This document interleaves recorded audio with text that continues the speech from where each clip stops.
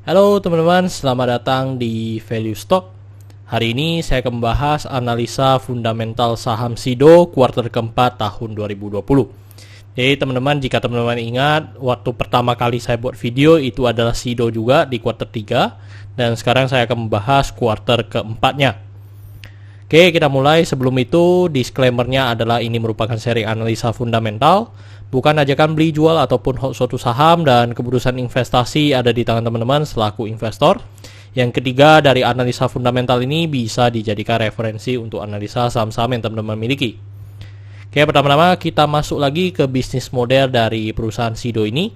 Jadi untuk SIDO ini bergerak di bidang usaha industri jamu dan farmasi. Dan ada detailnya teman-teman mungkin bisa lihat di kuartal ketiga ya. Tetapi saya highlight yang memang benar-benar core bisnis dari perusahaan SIDO ini.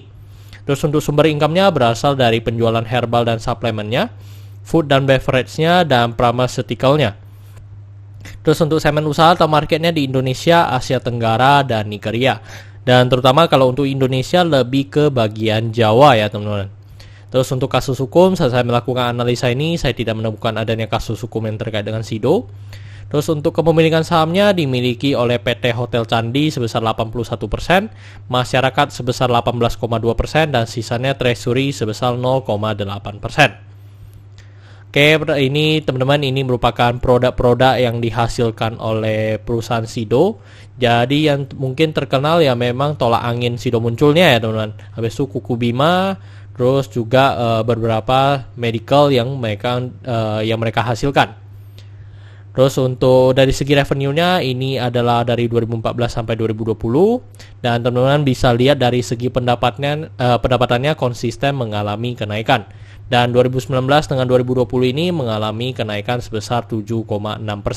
Dan ini menurut saya sangat bagus ya teman-teman, yang dimana di tahun 2020 ini teman-teman kita semua merasakan pandemi COVID-19, tetapi dari perusahaan SIDO masih bisa mencetak pendapatan yang lebih baik dibandingkan tahun sebelumnya. Terus dari segi net profitnya juga sama ya teman-teman, dari 2014 sampai 2020. Jadi ini juga sangat bagus dan mengalami kenaikan sebesar 15,6%. Jadi perusahaan SIDO ini bisa dikatakan sangat kebal ya di masa COVID-19 seperti sekarang. Terus dari segi asetnya juga konsisten mengalami kenaikan dan kenaikannya sebesar 7,4%. Terus di tahun habis itu dari segi hutangnya 2014 sampai 2020 juga mengalami kenaikan sebesar 32,9%. Terus dari segi modalnya juga konsisten mengalami kenaikan dan kenaikannya sebesar 4,4%. Oke teman-teman, ini adalah summary laporan keuangannya dari 2014 sampai 2020. Dan di sini saya akan banyak membahas tentang rasio keuangannya. Yang pertama adalah NPM atau net profit margin. Untuk net profit margin 2020 ini sebesar 28,3%. Dan teman-teman kalau kita lihat secara historinya, mulai 2017 untuk NPM-nya sudah mencapai 20%. Jadi dari 2017 ini perusahaan SIDO ini malahan makin baik ya teman-teman. Mungkin dari segi efisiensi, dari segi marginnya mereka mengalami kenaikan yang sangat bagus ya teman-teman. Terus dari segi IPS-nya, untuk IPS sekarang di 31, itu dikarenakan sebenarnya 62 ya teman-teman. Karena mereka di tahun 2020 ini mengalami stock split. Jadi kalau teman-teman mau lihat yang real ya memang ini jadinya 62 dikali 2 aja teman-teman. Terus dari segi pernya di 25,21 kali. Dan kalau kita lihat secara histori, mungkin 2020 ini merupakan harga yang paling mahal ya untuk perusahaan SIDO.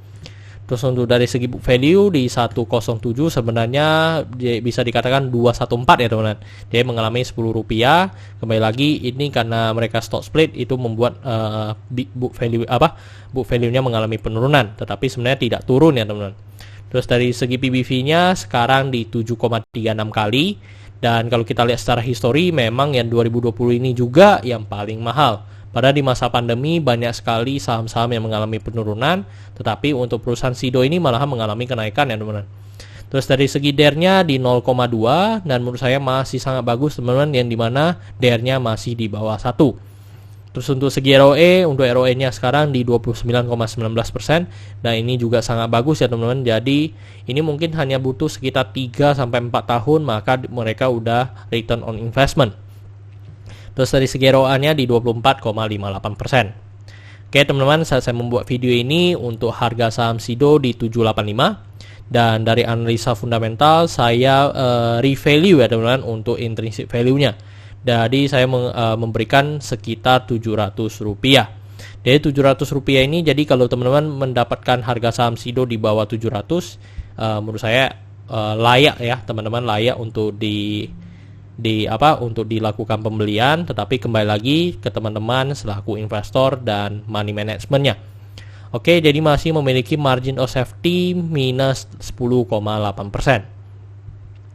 Dan ini kesimpulannya, yang pertama adalah produk dan jasa. Untuk perusahaan SIDO saya berikan status oke, karena saya melihat perusahaan ini mampu bertahan 5-10 tahun ke depan. Untuk GCG saya berikan status oke karena memiliki pemegang saham mayoritas dan tidak memiliki kasus hukum. Untuk revenue dan net profit saya berikan status oke karena mengalami kenaikan. Untuk aset saya berikan status oke karena mengalami kenaikan. Untuk liability saya berikan status oke karena DER-nya masih di bawah 1. Untuk book value saya berikan status no karena harga jual sekarang di atas harga book value-nya. Untuk secara sektor saya berikan status oke karena jika liability-nya oke, saya berikan status sektor ini oke, dan sebenarnya tidak ada hal yang perlu kita concern ya untuk di sektor ini. Untuk ROE saya berikan status oke karena di atas 9% atau 2 kali bunga deposito yang saya anut. Untuk margin of safety saya berikan status no karena negatif. Untuk dividen saya berikan status oke karena selama 5 tahun terakhir untuk perusahaan SIDO masih sangat royal membagikan dividen kepada investornya. Oke teman-teman, jadi kesimpulannya adalah 9/11, dan pertanyaannya adalah apakah saya akan membeli saham SIDO ini? Ya teman-teman, tetapi tidak pada harga sekarang. Jadi mungkin saya akan aim jika harganya di bawah 700 saya akan melakukan pembelian. Oke teman-teman, saya rasa cukup sekian untuk video kali ini. Jangan lupa untuk like dan subscribe. Jangan lupa juga untuk follow saya di Instagram saya di Royken13. Dan jika teman-teman ada kode saham yang ingin saya buatkan analisa seperti ini, silakan tinggalkan di kolom komentar untuk kode sahamnya. Dan teman-teman, saya udah stop membuat kuartal ketiga. Jadi jika teman-teman request saham-saham yang kuartal keempatnya belum keluar, ya saya tunggu dulu ya teman-teman. Nanti saya akan buatkan ketika sudah ada kuartal keempatnya. Oke teman-teman, see you in the next video. Bye bye.